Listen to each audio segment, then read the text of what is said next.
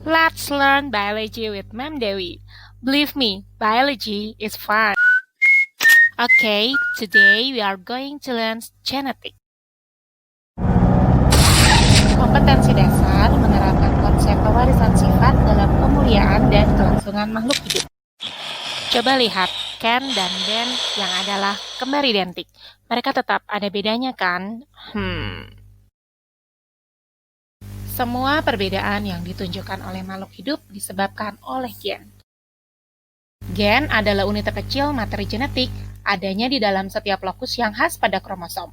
Dia berfungsi untuk mengontrol sifat-sifat individu yang diturunkan.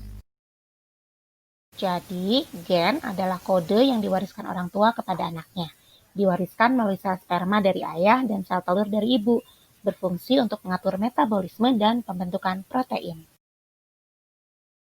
Untuk memahaminya, kalian harus kembali ke materi kelas 7.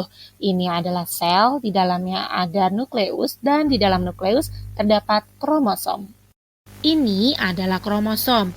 Kromosom adalah struktur seperti pita pada DNA dan protein histon di dalam inti sel eukariotik, terbentuk dari benang-benang kromatin yang memadat dan memendek dan hanya terlihat selama pembelahan sel. Jadi, di dalam sel terdapat nukleus atau inti sel. Di dalam inti sel terdapat kromosom. Kromosom ini terbentuk dari kromatin yang memendek dan menebal. Nah, kromatin ini sendiri ternyata terbentuk dari benang-benang yang sangat halus, yaitu DNA. Bentuknya seperti tangga yang berpilin, atau bahasa kerennya double helix. Nah, DNA inilah yang akan membawa gen. Jadi diulang lagi ya, supaya tidak tertukar. Gen adalah substansi pembawa materi genetik yang diwariskan orang tua kepada anaknya. Materi genetik tersebut adalah DNA dan RNA.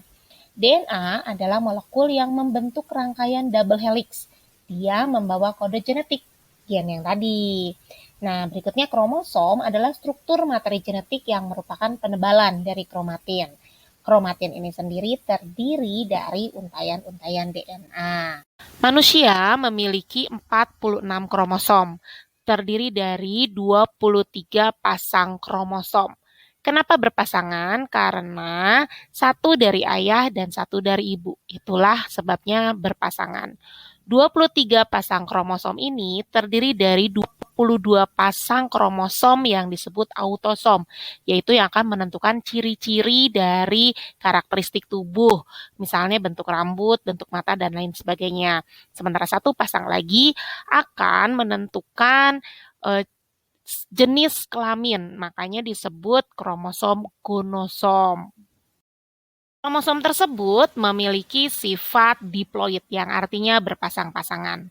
Tetapi ada juga kromosom yang memiliki sifat haploid yang artinya tidak berpasang-pasangan. Ini merupakan sifat dari kromosom yang ada pada ovum dan sperma. Pada sperma terdiri dari 22 kromosom ditambah kromosom X atau Y. Sementara pada perempuan terdiri dari 22 kromosom ditambah kromosom X. Itulah yang menentukan perbedaan antara perempuan dan laki-laki. Oke, diulang ya supaya tidak tertukar. Jadi, autosom artinya kromosom yang menentukan ciri-ciri sel tubuh. Sementara gonosom artinya kromosom yang menentukan ciri kelamin. Berikutnya, diploid artinya sifat kromosom tersebut berpasangan. Sementara haploid hanya terdapat satu sel. Oke, demikian penjelasan Mem tentang dasar-dasar genetika. Sampai ketemu di video berikutnya ya.